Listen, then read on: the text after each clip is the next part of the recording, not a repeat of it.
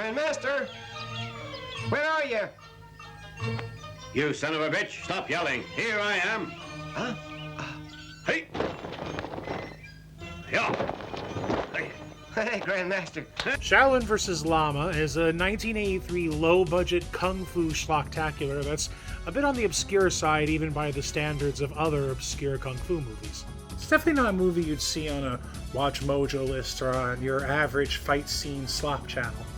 Luckily, my tastes are anything but average, and I do occasionally find myself diving into the dead sea that is the world of low-budget fight flicks. And I do mean sea. According to Google, there have been, by conservative estimates, thousands of kung fu movies made since the late 50s. Less conservatively, that number breaks 5 digits when you count movies that didn't get preserved properly or never made the jump to other formats, films that, for one reason or another, simply faded into the sands of time. Still, every now and then a little spelunking can bear some delicious fruit, and is that what Shaolin vs. Lama is? Is this a succulent peach somehow grown in the fetid depths of the Z-grade martial arts flick? I'm looking for you. Bastard. Too bad. Your courage will be the death of you. The answer may shock you. Our movie opens with, oh dear. Okay, so you may notice that the camera seems a little tight in many scenes. So tight, in fact, that it just straight neglects to include the whole shot. Yeah, as far as I can tell from my moderately rigorous internet sleuthing, it's impossible to find a version of this film with a proper aspect ratio. Now, my DVD copy is a bit cleaner than most. Many of the rips of this are sub-VHS quality, but you're going to get a lot of dialogue scenes with people's heads cut off or half their bodies out of the frame. Considering the film's overall production quality, it actually kind of feels on brand. Like I was saying, we open on our hero Sun Yi Ting, played by Alexander Lowe, challenging a local master to a match. And if you do beat me, feel free to use this stick to beat me for my insolence. Yi Ting's a little bit of a kung fu junkie. He's learned a ton of different styles over the years, but yearns for a proper master to train under. He challenges potential Sifu not out of ego or bloodlust, but because he rather logically feels that his master should be a better fighter than him. He's sincere and hardworking, while still occasionally being a bit too stubborn for his own good. Meanwhile, across town, we see a silly-hatted street urchin try to rip off some local thugs, though he doesn't do terribly well on the retreat. Luckily, a passing Yi Ting manages to smooth things over, and after telling the young man what he's about over lunch, Sun Yi Ting, I'm looking for a man who can beat me at Kung Fu, so I can learn from him. You want to learn? Shusha decides to help him in his search for worthy fighters. Yeah, as you have heard, the voiceovers in Shaolin vs. Lama are hilarious, as is the common legacy of these old Hong Kong dubs. It has that quality of rambling, flat delivery punctuated by sudden bursts of wild overacting that these were known for, yet somehow even more vigorous and terrible than was the average of the time. It says something that Shu, with his school play monotone, is probably the best sounding character in the movie. Yi Ting counters this with a dynamic range that vacillates between absolutely blasted on painkillers and John Wayne reading a book report. I've pledged myself to learn Kung Fu, but I know I'm still ignorant. I've a long way to go. I've been looking for a teacher without success. Not to be outdone, the leader of these street performers makes the bold decision to do what sounds like Veruca Salt's father from Willy Wonka and the Chocolate Factory. They're learning from you for. What's that? He knows Kung Fu already? I don't know that much, but no one's beaten me for 5 years. What's that? For the past 5 years, nobody's beaten you? I'm not going to stop for every terrible and botched line. We'd be here forever, and I'd like to sleep eventually. But I will drop us back in from time to time to relish a particularly spectacular clangor. In a rather fun reveal, in that I somehow didn't see it coming, Shusha reveals that he is, in fact, a trainee Shaolin monk, those reclusive masters of the martial arts, but has to come to town daily to feed his master's appetite for booze and tasty meat. Yi-Ting, of course, doesn't believe him at first. Most monks don't go for the Big Mac and bourbon combo for their daily bread, but in addition to demonstrating his own somewhat novitiate martial skills, Shushar decides to introduce him to the Grand Master directly, in the hopes that he might take him on as a student. And you could probably see where this is going. Grand Master, appearing for all the world to be more of a belligerent drunkard than a man of the Buddha, has no interest in training anyone. Luckily for him, Yi-Ting has an almost uncanny ability to learn fighting styles through combat, and so the two come up with the relatively novel idea to keep provoking fights, leading to some fairly creative and fun combat scenes as Yi-Ting tries to learn the Master's techniques while getting his face beaten in by them. As for Grandmaster himself, he's probably the best character and screen fighter in the movie, injecting some much-needed bombast and energy into proceedings. It probably helps that despite everyone insisting he's some aged master, he's very obviously a young and fit man they just covered in wisps of cotton to make look older. He sometimes threatens to fall too neatly into the eccentric mentor cutout, but then he'll do something wildly extra for absolutely no conceivable reason that brings me back around. If you meet a real fighter, you ain't gonna stand a chance. Master!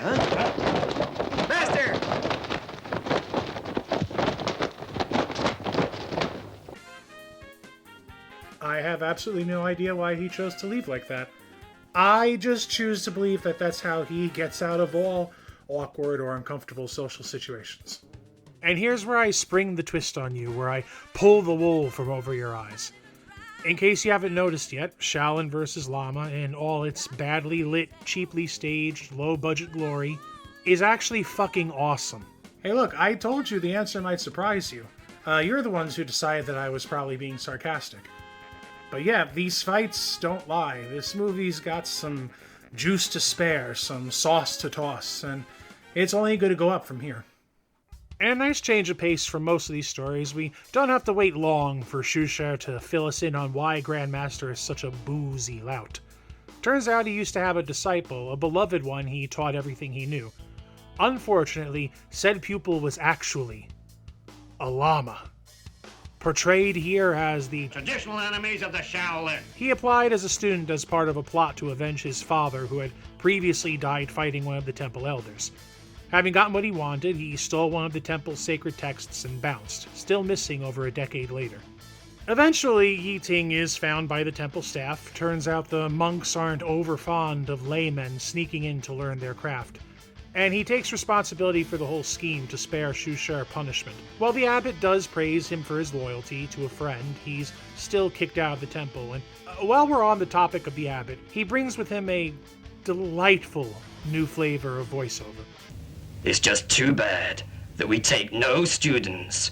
You will have to look elsewhere. Ji-Hung, can you show the gentleman out? Yes! He sounds like a surfer dude doing an impression of an old man. I'm a particularly big fan of his innovative way of pronouncing Buddha. Buddha's name be praised. We'll rejoin Yi-Ting in a bit, but first we need to establish our villains. The leader of the Skyhawks, a powerful bandit clan, is entertaining some Tibetan acquaintances of his assistant when...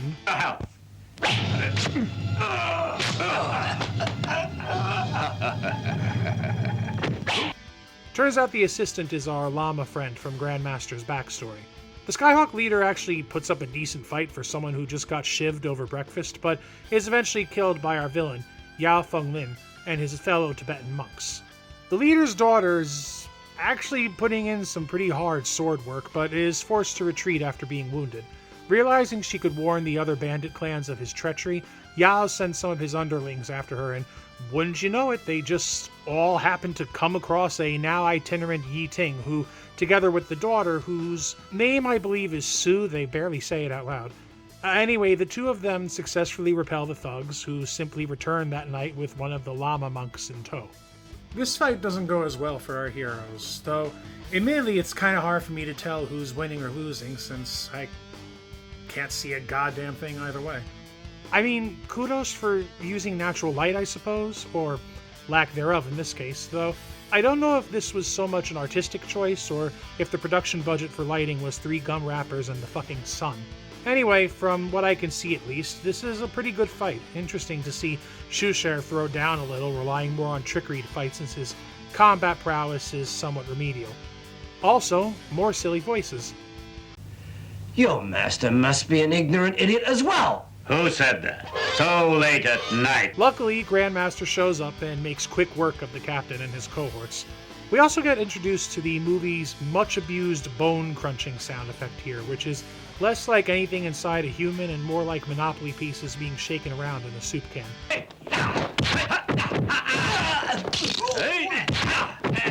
The captain returns to Yao, trying to... Oh my goodness. No, absolutely not. You cannot... What are you wearing, my dude? You cannot put the big bad in that thing. That bum-ass, cheap-ass, Flash Gordon-looking getup he's wearing. Wearing a best value Shazam costume to assert dominance.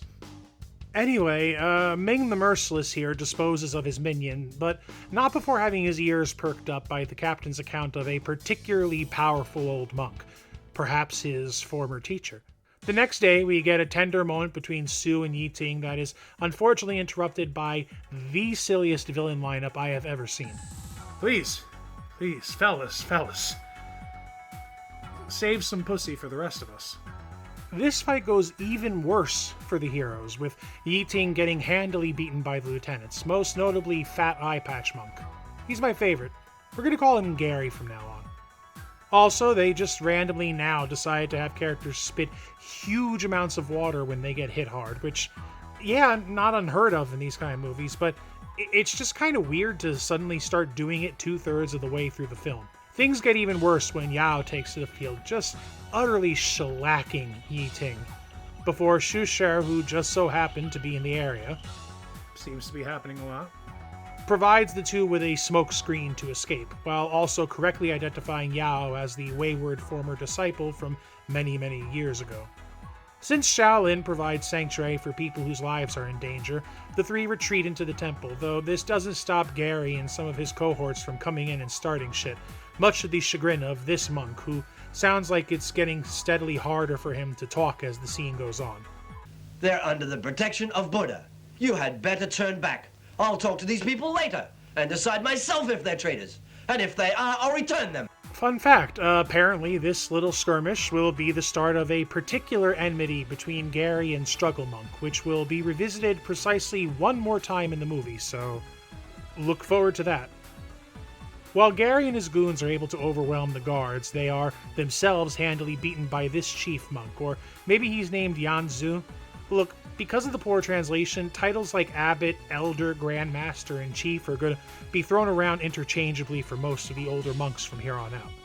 With Shusher confirming that Yao is back in the picture, Grandmaster finally agrees to take Yi Ting on as his disciple. The abbot at first declines to do anything about Yao until Shusher gives an impassioned speech about how it's their duty to stop evil from flourishing. And since Yao's plans to unite all the bandit clans under his banner into some huge marauding army will cause tremendous suffering for the people, it is their responsibility to the Buddha to stop him while they still can. It's actually the conclusion to Shusher's own little mini character arc, a generally timid character finally working up the courage to call his elders on following their principles. Good for him. Luckily, the abbot is impressed by his pious wisdom and allows Yi Ting to formally convert, shaving his head and getting a ceremony and everything.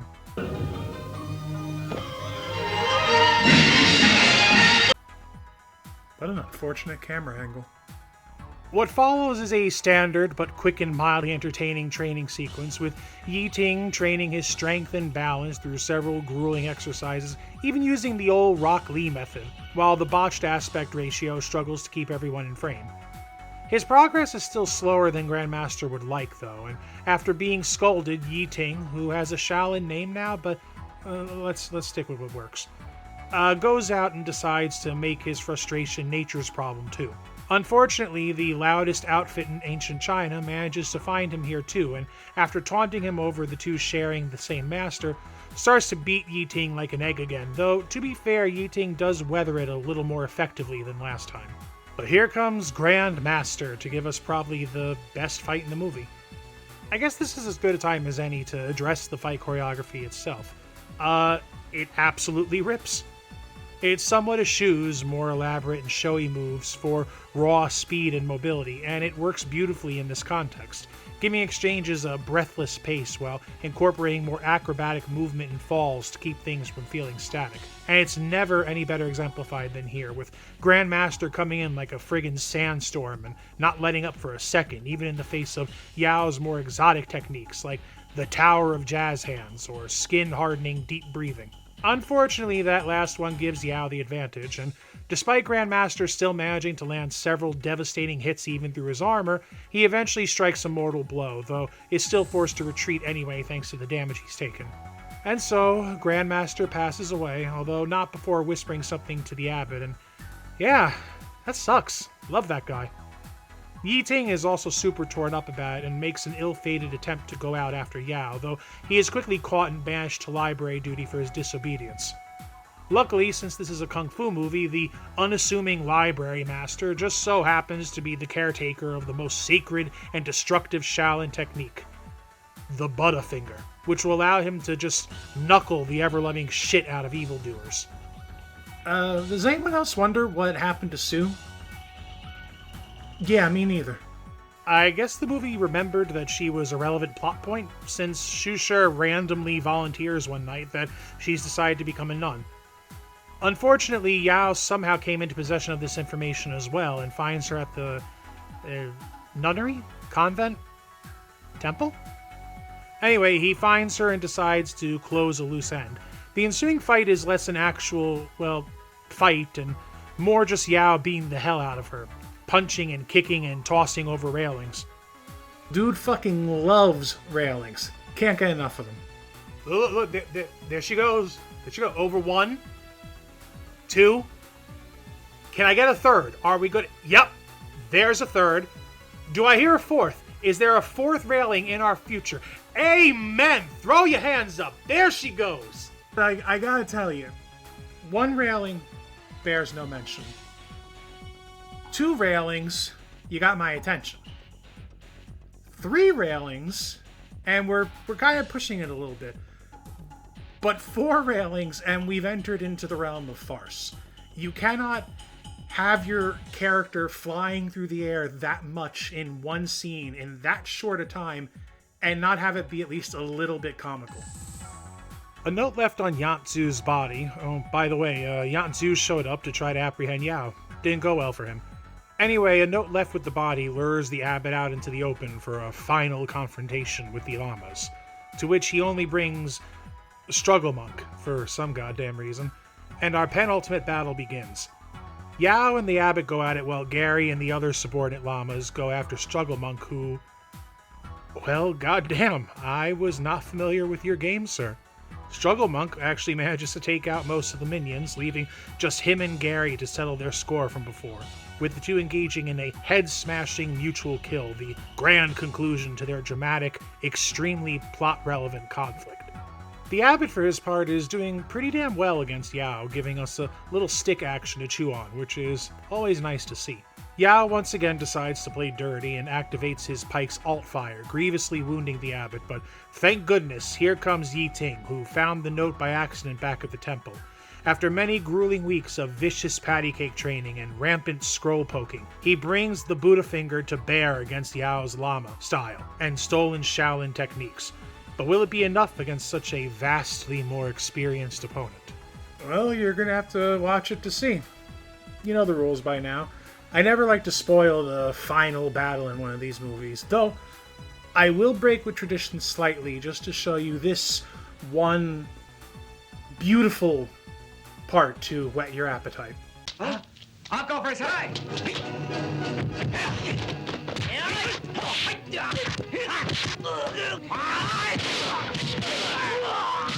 Terrific. And that's kind of Shaolin vs. Lama in a nutshell, isn't it? It's both incredibly silly and rad as hell.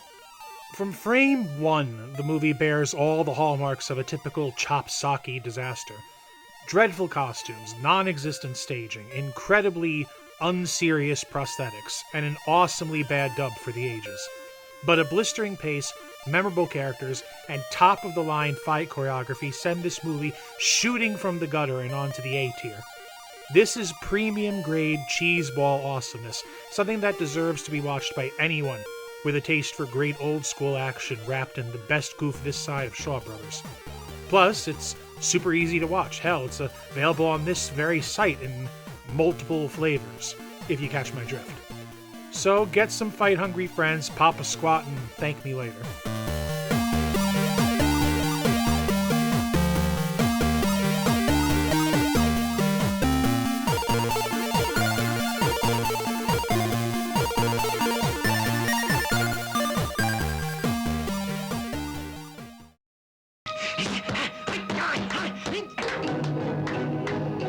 Look here. Look who's become a monk. Are you ready to die now? It's you.